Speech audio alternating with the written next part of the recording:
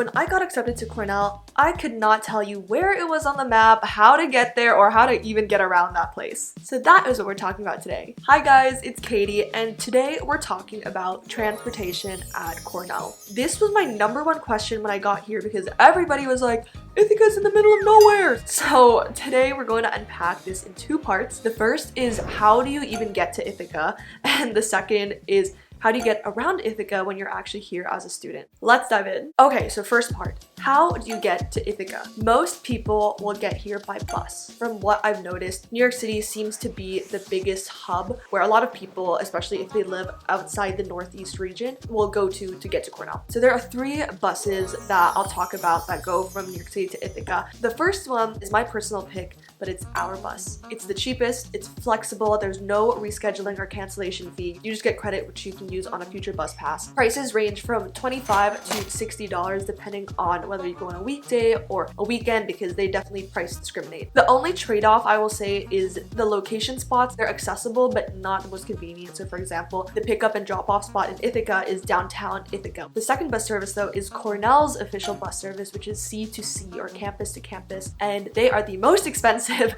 but they're also the most direct, convenient because they have pickup and drop-off spots on campus and it's student verified, so only Cornell students or affiliates can take this bus. Price for this is $90, but there's actually a Cornell discount, so if you log in with your net ID, you can get it for like $82. The last one I've taken once, but it's Trailways, and it's kind of an in-between of the 2 I mentioned. The price point is in between, around $60. The drop-off and pickup in Ithaca is still downtown, and the only reason I mention this is if our bus and C2C don't have a good time, then Trailways is not a bad option also. Generally, the charters will change though, so I just recommend using Wanderoo or something. Like that's what I use when I'm trying to see a list of all the buses that come in and out of Ithaca. Usually there are like 5 to 6 a day, so there's a handful of buses that come. I will say if you live in the Northeast, so if you're in like tri-state area, a lot of people will just drive up to Ithaca with their parents or they'll hitch a ride with friends. I can't relate to this, lucky you. Flights. So this might surprise a lot of you guys, but Ithaca actually has an airport. It is a pretty small airport that has 2 to 3 flights a day,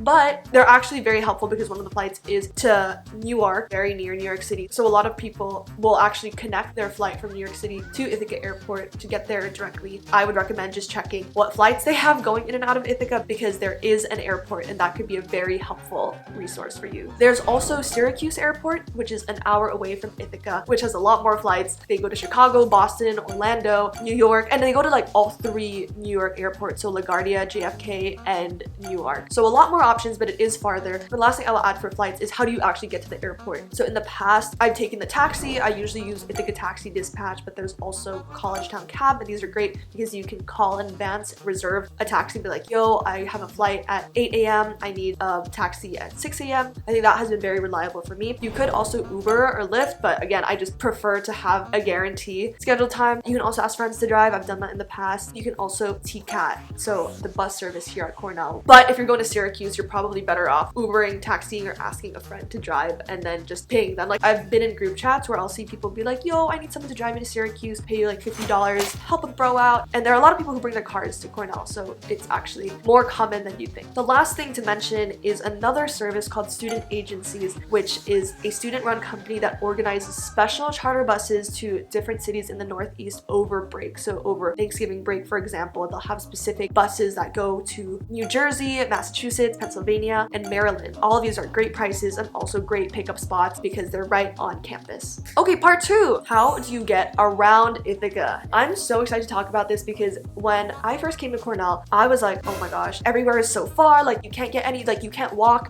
it's like farmland. I used to think, oh my gosh, there's like nothing to do at Cornell, but then when I learned how to get around at Cornell, it opened so many doors and suddenly I was like adventuring left and right, like exploring the whole Finger Lakes region. Let me start by talking about first year and then sophomore, junior, senior year so you can get an idea of how this evolves or how it has in my life evolved in my time at Cornell. First year, I really just walked I was very focused on campus life, so I wasn't really trying to leave campus. Anywhere I went was maybe within a 10 to 15 minute bus ride, so I walked a lot, I took the bus a lot, especially because first years get a free bus pass with unlimited rides through the TCAT, which is our public transportation system. If I really need to get somewhere, or like if my friends and I wanted to celebrate a birthday dinner, then we would Uber or call a taxi, and then we would all split it so we save. Recently, there's also bike share. You can just rent a bike where there are different bikes scattered across campus, across downtown, and you can just rent one, bike somewhere, and then drop it back off there. Sophomore year and also all upperclassmen years were a bit different in that now you didn't have the unlimited ride bus pass anymore, but you did still have access to the bus on weekdays after 6 p.m. and on weekends. So those times would still be free. I know some friends who also just got different bus plans at this point. Like you can get a 3-day or a 5-day plan, or you can get an unlimited annual plan for $200, or you can also just use the bus on a one-time basis. You know, it was $1.50. But I think the trend I started to see more as an upperclassman was people would bring their cars up, especially people who lived in the Northeast. Honestly, this was such a game changer. Like if you had a friend who drove and was very down to do things, you could just adventure and day trip and road trip and do so many fun things on weekends. But I also want to say that people are very aware that people need rides, or at least this is my experience in like the church community, for example. They would literally have a ride request form, so you could request a ride and other people who had cars would come pick you up, and they made it super accessible. Another option is car rentals. So if you have a license, you can rent, and there are two great ones that I've used in my time here. First is Ithaca car share. To be eligible, you need to be 18 years old, you need your license for 2 years, and if you're under 21, you need insurance and also a clean, like perfect driving record. If you're 21 or over, then you get covered by Ithaca car share's insurance. They also recognize foreign licenses, so you just need to show some driving record from your country that proves that you have a clean record. Pricing for car share is based on your membership plan, so like the basic or the pro one. Then in addition, you get charged based on your mileage and the time that you book it for, because how it works is there are different cars around campus, downtown, and you book a specific car for a specific period of time. For me, the pros for this is number one, parking is covered. It's 24/7 like self-service, so I can easily just like go on the website and then book a time, and then I can unlock the car, and they also cover maintenance. But for similar reasons, the con is that you have to return the car exactly where you found it. So it's not like you can pick up a car in one place and then drop it off downtown and then get another car downtown and then drive it up back to campus. Like you have to bring it back exactly to where you picked it up. It was also slightly stressful that because you book by the time, I would get really stressed trying to make it back to wherever I picked up the car because someone else was going to use it after. And you also get charged if you exceed your time and someone else was supposed to use it. The last rental service is Enterprise, and Enterprise is like a legit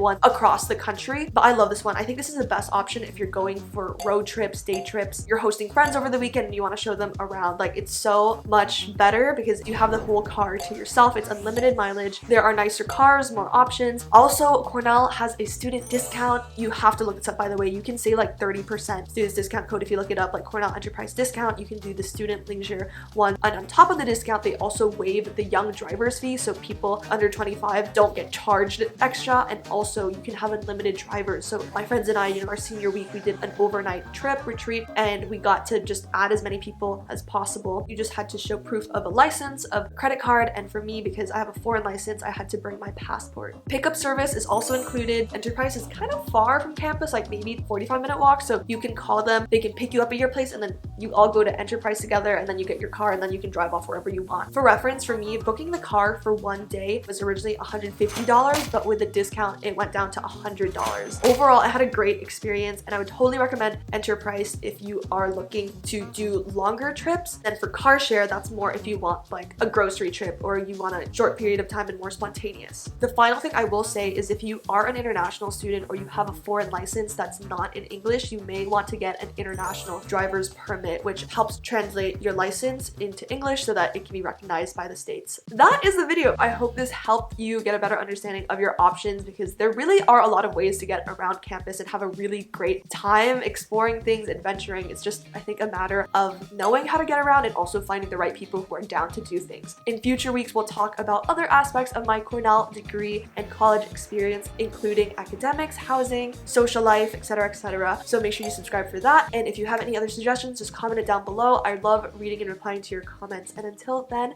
take care and I love you. Bye, y'all.